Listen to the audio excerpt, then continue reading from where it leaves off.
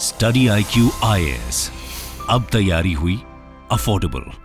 नमस्कार दोस्तों एक समय था जब ज्यादातर लोग ये मानते थे कि जो अनिल अंबानी है वो अपने भाई मुकेश अंबानी से कहीं ज्यादा आगे निकल जाएंगे। मैं बात कर रहा हूं 2004-5 के बाद, जब दोनों भाइयों में बिजनेस को लेकर डिवाइड हुआ था, बंटवारा हुआ था। तो उस समय जो अनिल अंबानी के पास कंपनीज आई थी वो उस समय काफी बूम कर रही थी, जिसके बारे में मैं डिस्कस करूंगा आगे वीडियो में। लेकिन आज के डेट में हालत यह है कि सेबी ने, securities exchange board of India ने, ना सिर्फ 25 करोड़ रुपए का फाइन लगाया है इनके ऊपर, साथ ही साथ 5 साल के लिए स्टॉक मार्केट से भी बैन कर दिया है। यह खबर आप देख सकते हो, Anil Ambani 24 others banned from securities market by SEBI for 5 years. Basically ये मामला है RHFL से, रिलायंस हाउसिंग फाइनेंस लिमिटेड में, जिसमें एक बड़ा घोटाला हुआ और इसकी वजह से शेयर होल्डर्स को काफी नुकसान हुआ है। और इसी के बारे में हम डिस्कस करेंगे। उनकी जो जर्नी है फॉल की वो भी मैं आपको बताऊंगा। काफी इंटरेस्टिंग ये वीडियो होने वाला है, बहुत कुछ आपको जानने को मिलेगा। लेकिन उसके पहले मैं आप सबको बता दूं, देखिए यहां पर स्टडी IQ पर आपको यूपीएससी से रिलेटेड तो कोर्स मिलते ही हैं, लेकिन साथ ही साथ हमने जो स्किल बेस्ड कोर्स है, ताकि आपके अंदर स्किल आ सके किसी भी चीज को करने की, जैसे स्टॉक मार्केट इन्वेस्टिंग का कोर्स, ये हमने स्टार्ट किया है, जिसमें जो सेबी रजिस्टर्ड पर्सन है वो आपको सिखाते हैं at a very affordable price. और स्पेशली बात यहां पर यह है कि जिनको कुछ भी नहीं पता, मतलब बेसिक से लेकर एडवांस तक का पूरा सफर आप तय करोगे। और इन्वेस्टमेंट का जो तरीका होता है, स्टॉक मार्केट में कैसे पैसे लगाएं, मतलब विदाउट एनी नॉलेज, मैं देखता हूं कई लोग लगाते हैं, वो ना करके नॉलेज के साथ जब आप लगाते हो तो आपका जो वेल्थ है वो बिल्ड होता है। तो यहां पर आपको बहुत कुछ जानने को मिलेगा। अगर आप ज्वाइन करना चाहते हैं तो वेबसाइट, ऐप पर, या फिर कमेंट सेक्शन में इसका लिंक है और आपको यूज करना है ये कोड अंकित लाइव, ताकि आप मैक्सिमम जो डिस्काउंट है इस कोर्स पर वो ले सकें। और इसके अलावा अगर आप MCQs अटेम्प्ट करना चाहते हैं तो मेरे इंस्टा पेज पर जाइए, वहां पर स्टोरीज में जितने भी MCQs हैं उसको भी आप अटेम्प्ट कर पाएंगे।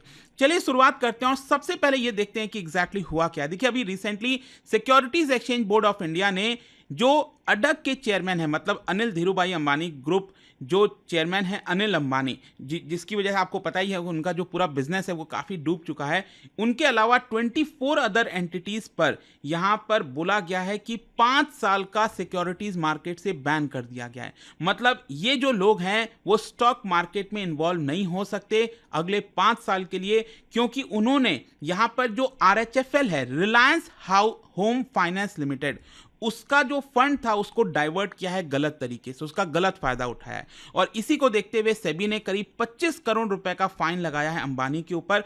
इनफैक्ट मैं आपको बता दूं, टोटल पेनल्टी अगर आप देखोगे सभी लोगों का मिलाकर तो ये 625 करोड़ आता है। सोच के देखिए, काफी बड़ी पेनल्टी लगाई गई है। लेकिन अगर आप घोटाला भी देखेंगे तो बहुत बड़ा है, वो मैं आपसे आगे डिस्कस करूंगा। तो क्वेश्चन यहां पर यही आता है कि आखिरकार ये पूरा केस है क्या, अंबानी मतलब अनिल अंबानी के खिलाफ क्या पूरा केस बना है।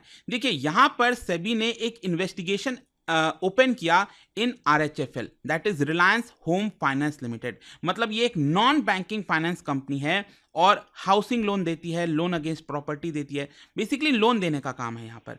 और यहाँ पर कई सारे कंप्लेंट्स मिली थी सेबी को कि काफ़ी सारा जो फंड्स वगैरह है उसको डाइवर्ट किया जा रहा है, साइफनिंग की जा रही है फंड्स की, ये गलत है, ऐसा नहीं होना चाहिए। और इसी की वजह से सेबी ने यहाँ पर इन्वेस्टिगेशन किया। अब मैं आपको बता दूं, RHFL में जो मेजर प्रमोटर है वो है रिलायंस कैपिटल लिमिटेड। मतलब ये जो रिलायंस होम फाइनेंस लिमिटेड है, इसके अंदर करीब 48%, मतलब आधा हिस्सा रिलायंस कैपिटल लिमिटेड का है। और ये चीज ध्यान रखिएगा, जो रिलायंस कैपिटल लिमिटेड के प्रमोटर है, जो मेन प्रमोटर हैं, वो खुद अनिल अंबानी है। मतलब कि यहां पर RHFL जो है वो अनिल अंबानी के अंडर में ही पूरा चल रहा था। ये मैं आपको समझाना चाह रहा हूं।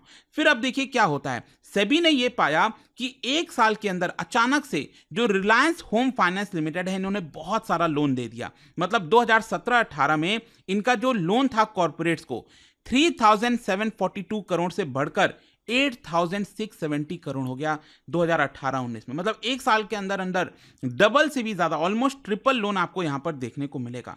और सेबी ने इस पूरे इन्वेस्टिगेशन में यह पाया कि 2018-19 में जो रिलायंस होम फाइनेंस लिमिटेड है, ये जो कंपनी है, उन्होंने बहुत सारा लोन जो है वो जनरल पर्पस वर्किंग कैपिटल के तौर पर दिया कई बिजनेसेस को। और लेकिन प्रॉब्लम ये थी कि जो ये लोन दे रहे थे, अब जैसे मान लीजिए अगर मैं चला जाऊं बैंक और मैं कह दूं मुझे 100 करोड़ रुपए दे दो, क्या मुझे बैंक ऐसे ही पैसे दे देगा?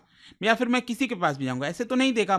पूरा जानकारी लेगा, मैं क्या काम कर रहा हूं, क्या नहीं कर रहा हूं, उसके हिसाब से ही तो दे सकता है। लेकिन यहां पर यह देखने को मिला इन्वेस्टिगेशन में कि आरएचएफएल ने जो भी लोन दिए थे बहुत सारे यहां पर अचानक से, वो उन लोगों को दिए जिसके बारे में कुछ पता भी नहीं है। मतलब उनका नाम तक अच्छे से नहीं लिखा हुआ है डॉक्यूमेंट्स में, यहां पर उनका कोई प्रॉफिट नहीं है, एसेट नहीं है, कैश फ्लो, बिजनेस कैसा है, बहुत सारी चीजें हैं जिसके बारे में तहकीकात होनी चाहिए। बिना वो किए आरएचएफएल ने काफी सारा जो लोन है, general purpose working capital loan, ये बिजनेसेस को दे दिया। इनफैक्ट मैं आपको कुछ एग्जांपल बताता हूं। बताया ये गया है कि total 97 GPC, general purpose working capital जो लोन है जिसका वर्थ 8400 करोड़ था, वो 45 बोरोअर्स को दिया गया 2018-19 में। यहां पर एनालिसिस के आधार पर पता चलता है कि 70 लोन एप्लीकेशन जिस दिन अप्लाई किए गए थे, सोच के देखिए, मतलब कि लोग साल साल भर वेट करते रह जाते हैं, उनका लोन पास नहीं होता है। यहां पर 70 लोन एप्लीकेशन जिसका वर्थ था 6000 करोड़ रुपए, वो उसी दिन अप्रूव हो गया और 27 केसेस में तो लोन उस दिन दे भी दिया गया।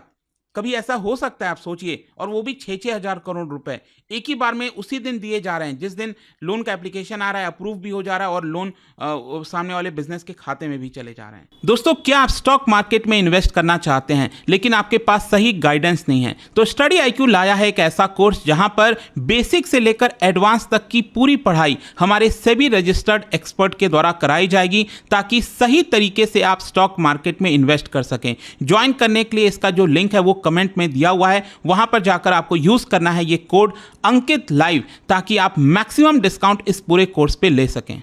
इनफैक्ट मैं आपको बता दूं, 11 फरवरी 2019 में जो आरएचएफएल का बोर्ड था, बोर्ड में कई सारे मेंबर्स होते हैं, उन्होंने साफ साफ ये चीज कहा था कि आपको और जीपीसी लोन नहीं देना चाहिए। लेकिन उसके बावजूद भी अनिल अंबानी के कहने पर ये जो पूरा लोन है वो लगातार दिया गया, और ये सबसे बड़ी प्रॉब्लम है। तो क्वेश्चन ये है कि अब इन सारी चीजों को देखते हुए सेबी ने क्या कहा है? देखिए, सेबी ने तो साफ साफ कहा है कि जिस प्रकार से लोन दिए गए हैं, ये कुछ ना कुछ पीछे की एक मोटिव थी, गलत तरीके से लोन दिया गया, ये लोन नहीं दिया जाना था। साथ ही साथ ये भी बोला गया है कि जिनको भी लोन दिया गया है, मतलब आप समझिए, आरएचएफएल जो भी यहां पर लोन दे रहा था वो अपने ही प्रमोटर से लिंक्ड लोगों को दे रहा था। मतलब कहीं ना कहीं पैसा पब्लिक के पास या फिर कोई दूसरे कंपनी के पास नहीं जा रहा था, अपने ही लोगों में वो लोन डिस्ट्रीब्यूट किया जा रहा था। तो ये फंड का डाइवर्जन हुआ है जो कि नहीं होना चाहिए था। और जाहिर सी बात है कि जब आप अपने ही लोगों में फंड बांटोगे, ये इस तरह के लोन दोगे और आपका मोटिव ही अलग है, तो यहां पर क्या वो लोन वापस आरएचएफएल को आएगा? वो पेमेंट मिलेगा आरएचएफएल को? नहीं मिलेगा।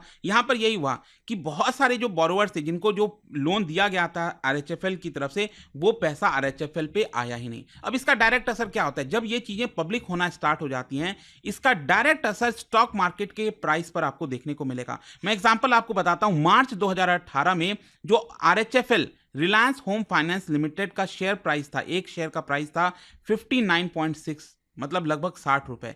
आपको पता है जब ये चीजें बाहर आई मार्च 2020 आते आते, इसका प्राइस पता है कितना हो गया एक शेयर का? 0.75।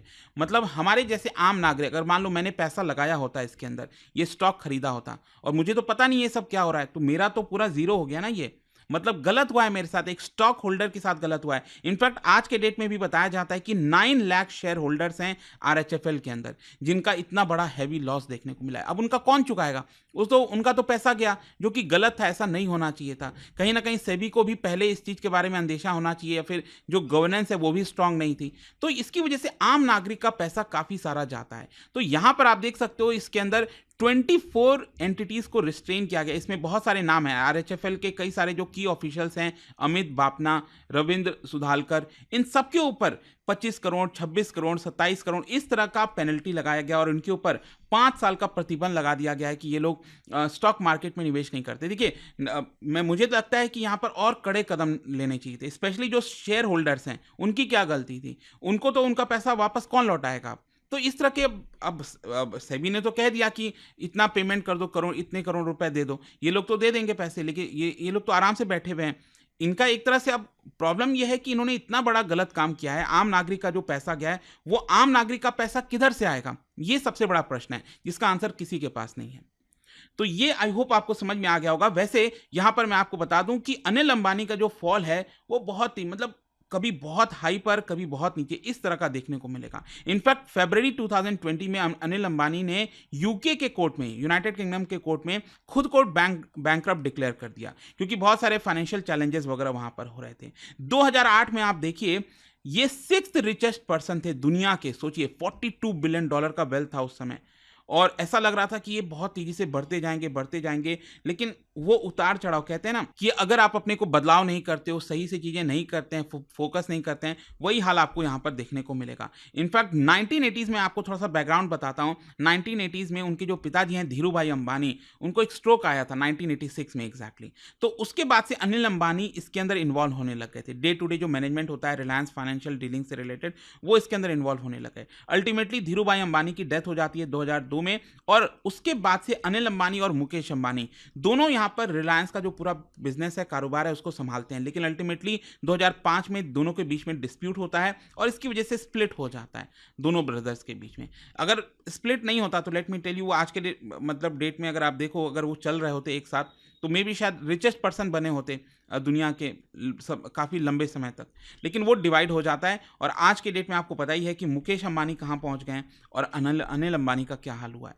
तो ये पूरा वीडियो है दोस्तों, आई होप आपको समझ में आ गया होगा कि एग्जैक्टली यहाँ पर क्या खबरें आ रही थी, बार बार चल रहा था। कई लोगों ने रिक्वेस्ट किया था इसके ऊपर वीडियो बनाने के लिए। और जाने से पहले एक इंटरेस्टिंग क्वेश्चन देखिए, यहाँ पर आप क्या बता सकते हो, एक क्वेश्चन है, ध्यान से पढ़िएगा, कि देश के अंदर इलेक्ट्रॉनिक बॉन्ड ट्रेडिंग स्टार्ट करने के लिए जो पहला कदम लिया गया था आरबीआई के द्वारा, वो ये है कि आरबीआई का जो नेगोशिएटेड डीलिंग सिस्टम है उसको इंट्रोड्यूस किया गया था। नेगोशिएटेड डीलिंग सिस्टम, इसको इंट्रोड्यूस किया गया था ताकि इलेक्ट्रॉनिक बॉन्ड ट्रेडिंग स्टार्ट की जा सके। तो आपको बताना है कि जो नेगोशिएटेड डीलिंग सिस्टम है वो कब लॉन्च हुआ था देश में, आपको बताना है। ये 4 ऑप्शन में से इसका राइट आंसर आप सबको पता है, मेरे इंस्टाग्राम पर तो मिलेगा ही। वहां पर अगर आप नहीं हो, कोई बात नहीं, टेलीग्राम से ले सकते हैं इसका सही उत्तर। मैं कई सारे जो एमसीक्यूज हैं वो यहाँ पर स्टोरीज में डालता रहता हूँ। अगर आपको पीडीएफ चाहिए तो टेलीग्राम पर आइए, अलग अलग सोशल मीडिया पर आप जुड़ पाओगे। और जैसा मैंने आपको बताया, अगर आप यूपीएससी की तैयारी कर रहे हैं, कोई भी बैच चाहते हैं, you can simply use this code Ankit live to get maximum discount. And I hope की वीडियो आपको पसंद आया होगा। मिलता हूँ आपसे next time. Till then, thank you very much, see you soon. Study IQ IAS, अब तैयारी हुई अफोर्डेबल।